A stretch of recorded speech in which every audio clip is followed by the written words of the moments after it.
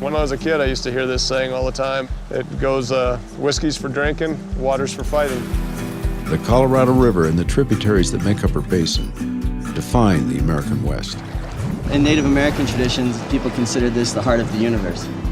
Water in the West is our most valuable resource. It's like 250 miles away where we get our water from. I mean, even the water commutes to LA, come on. Water, which is so precious, doesn't come like it used to. This whole notion of the American dream, there really isn't water conservation or any type of environmental anything. With the Colorado River no longer reaching her delta and greater demand looming, perhaps it's time to embrace a new water ethic.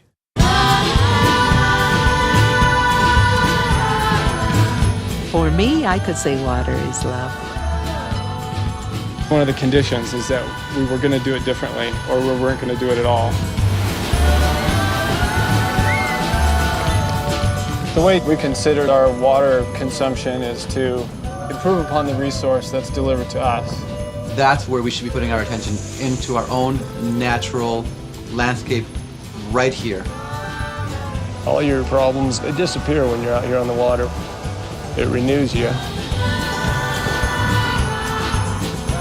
It's time that the river is famous not for the dams, but because the water is flowing all the way to the Gulf of California.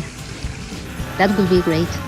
The question remains, can restoring a mighty river's connection to the sea open new frontiers of conservation and cooperation? There's beginning to be hope.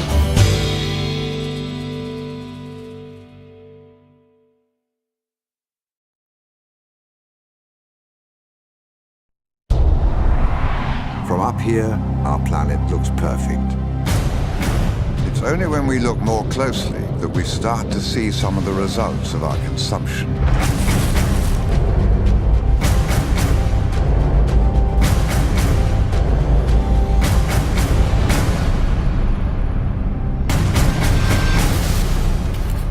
Does anyone know what happens to it all?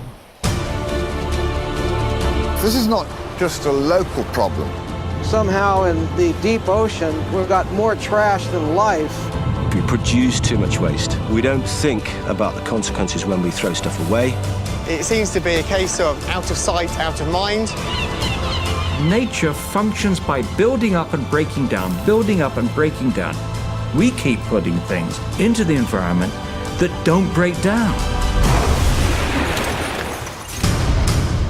Everyone in the population today has these chemicals in their bodies. It's everywhere.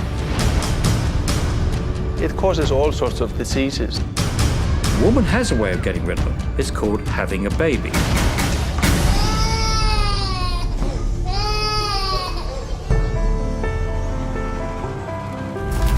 We did it with smoking, the smoking ban. We did it with seatbelts and wearing seatbelts. We did it with drink driving, actually, when that became unacceptable. We need to do this with waste. Perhaps times will change and we will.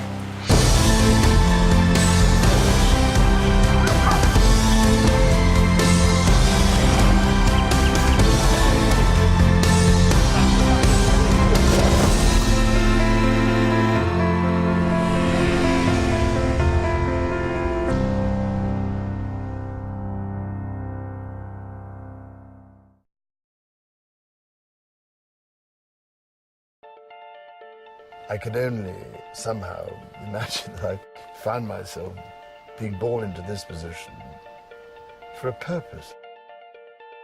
But I started 22 years ago as something that nobody really wanted to know about except a few people who thought it was pretty crazy. The ozone layer, marine pollution, toxic waste, acid rain, global warming will gradually become part of our daily lives. We used to hunt, now we fish, because there's no more land at all there. It's just open water. This is an historic moment. Just as mankind had the power to push the world to the brink, so too do we have the power to bring it back into balance. The only way everything can work together is if you have the circle going. Everything is connected to everything. If somebody's left out of the circle, you're not going to have harmony in all this. Imagine a healthier, safer, economically robust world. We can do this. We can do this, but I don't think we can do it alone. How shall we live is the question that we're trying to ask. Remember that our children and grandchildren will ask not what our generation said, but what it did. So let us give an answer of which we can be proud.